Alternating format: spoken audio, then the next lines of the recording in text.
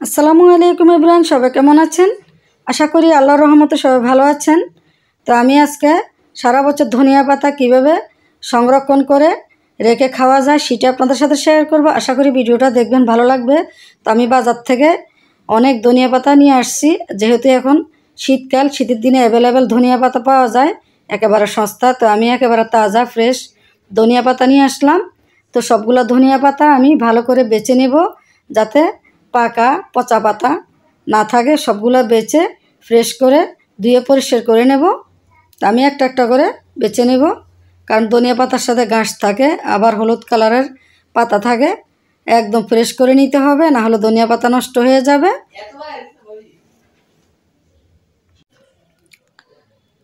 তো আমার সবগুলো ধনিয়া পাতা বেছে নেওয়া হয়ে গেছে।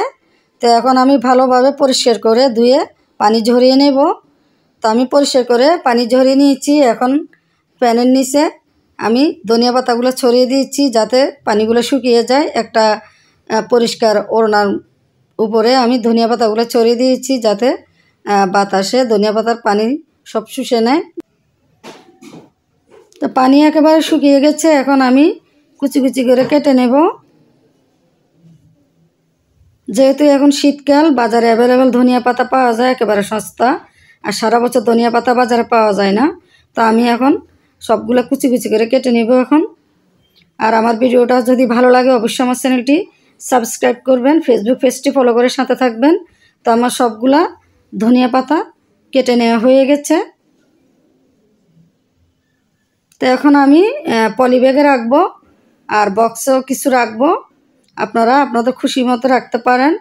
তো পলি ব্যাগে যাতে কোনো প্রকারের বাতাস না থাকে, চেপে চেপে বাতাসগুলো বের করে দিতে হবে, না হলে ধনিয়া পাতাগুলো নষ্ট হয়ে যাবে।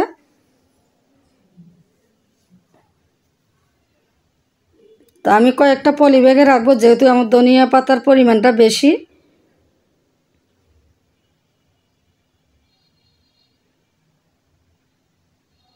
তো আমি চেপে চেপে বাতাস বের করে দেব।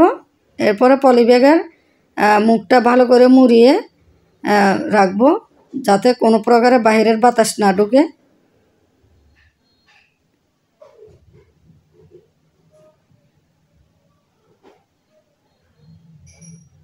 তো আমি 2 ঘন্টার জন্য ডিপ ফ্রিজে রেখে দেব।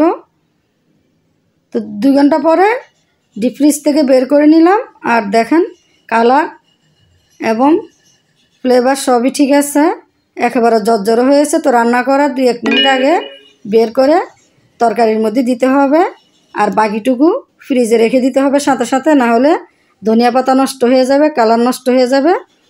তো আমার ভিডিওটা যদি ভালো লাগে অবশ্যই আমার চ্যানেলটি সাবস্ক্রাইব করবেন, লাইক কমেন্ট করবেন। তো সবাই ভালো থাকবেন। আল্লাহ হাফেজ।